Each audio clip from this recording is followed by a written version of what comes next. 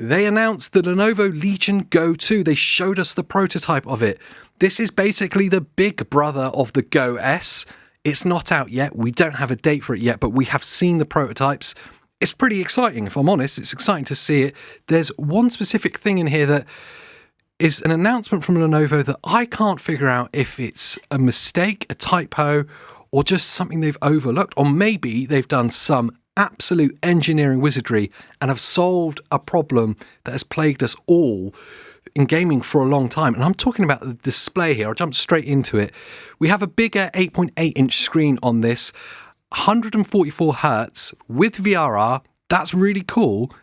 But in their press release, they're talking about an OLED panel. Now, I can't decide if their press release has got it wrong, that they perhaps have made a mistake, perhaps they're overlooking the issues, or perhaps they've solved the issues of VRR flicker on OLED panels. It's something we've talked about in quite a bit of detail here on this channel, but some of the more kind of technical channels have really dug deep on this, and it's a real common problem of all OLED panels and using VRR technology where you get flicker in the high contrast and the darks and the blacks. Now, perhaps they're just not worried about that and this is going to flicker like hell, or perhaps they fixed it and found some workaround. Either way, I'm excited to see.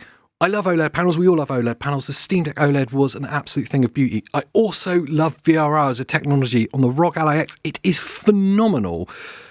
If you could have both and they can fix the flicker problems, this is genuinely really exciting. But we're just going to have to wait and see what happens here.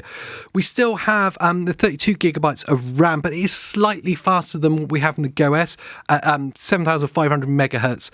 The big deal really with the Go 2 from Lenovo is the inclusion of the new AMD Z2 Extreme processor with its integrated 780M GPU. That's an actual genuine upgrade. Finally, we're seeing the next generation finally hitting us in the handheld space. And it's going to be really exciting to see what other manufacturers do with this processor as well. Battery life is also given a significant bump up, all the way up to 74 watt hours. Hurrah! Which is up from what I was talking about earlier, the 55.5 watt hours that we had with the Go S. You need to be at that size battery now for handhelds. You just have to be. We saw with Asus, got 80 watt hours, so 74 watt hours with the Lenovo Legion Go 2 is really great to see. It is what you need, especially when you're going to be pushing it that much harder with that better processor.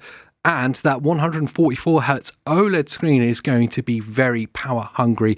So you're going to need that bigger battery life. Wow, AJ, wasn't that an interesting news story? Yes, it was. Do you know what I fancy doing? What's that? Talking to myself in the corner of the room. No, going to watch the full news video. It's linked above my shoulder. You should click on it, watch it, and then leave a little comment underneath telling me how much you enjoyed this week's news.